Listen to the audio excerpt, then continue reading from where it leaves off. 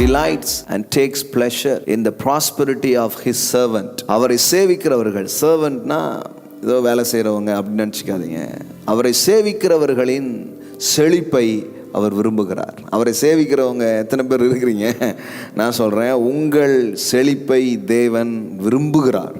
கர்த்தர் நம்மை நினைத்திருக்கிறார், அவர் ஆசீர்வதிப்பார். இஸ்ரவேல் குடும்பத்தாரை ஆசீர்வதிப்பார், அவர் ஆரோன் குடும்பத்தாரை ஆசீர்வதிப்பார். அப்படின்னா என்னன்னா, குடும்பமா ஆசீர்வதிக்கப்பட்டிருப்பதை கர்த்தர் விரும்புகிறார். உங்க குடும்பத்தை அவர் ஆசீர்வதிப்பார், உங்கள் தொழிலை அவர் ஆசீர்வதிப்பார். கர்த்தருடைய மனசு அதுதான் பாருங்களேன். கர்த்தர் அதை எனக்காக விரும்புகிறார், கர்த்தர் அதை எனக்காக நினைத்திருக்கிறார், கர்த்தர் அதை எனக்கு தரும்படி அவர் விருப்பமா இருக்கிறாரு. அதனால என்ன இன்னைக்கு சூழ்நிலை பாதகமாக இருந்தாலும் நான் அதை பெறுவது நிச்சயம் என்பது உங்கள் உள்ளத்திலே அது வர ஆரம்பிக்கும். எரேமியா அவருடைய பார்வையில் இதை சொல்றாரு, நான் உன் பேரில் நினைத்திருக்கிற நினைவுகளை அறிவேன், அவைகள் தீமைக்கு ஏதுவானவைகள் அல்ல, அவைகள் சமாதானத்துக்கு ஏதுவான நினைவுகளை. பாருங்க, கர்த்தர் உங்களுக்கு குறித்து நினைக்கிறார். நம்ம நினைக்கிறோமோ இல்லையோ, நம்ம நினைக்கிறோம், சில நேரம் நினைக்காம இருக்கலாம். ஆனால் எப்பவுமே அவர் உங்களுக்காக ஒன்று நினைக்கிறாரு.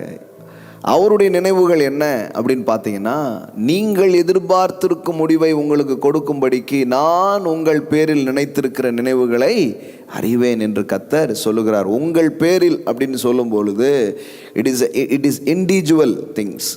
ஒவ்வொருத்தருக்காக ஏதோ காமனாக அவர் சொல்லலை. சில சொல்லுவாங்க அது எல்லாத்துக்கும் செழிப்பு கிடையாதுங்க, சிலருக்கு தேவன் அதை வைத்திருக்கிறார் அப்படின்னு நினச்சிடுறாங்க.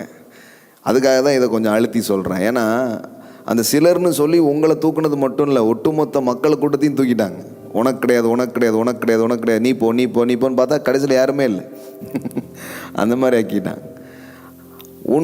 உங்கள் பேரில் நினைத்திருக்கிற நினைவுகளை அறிவேன் என்று கர்த்தர் சொல்லுகிறார், அவைகள் தீமைக்கு அல்ல சமாதானத்துக்கு ஏதுவான நினைவுகளை.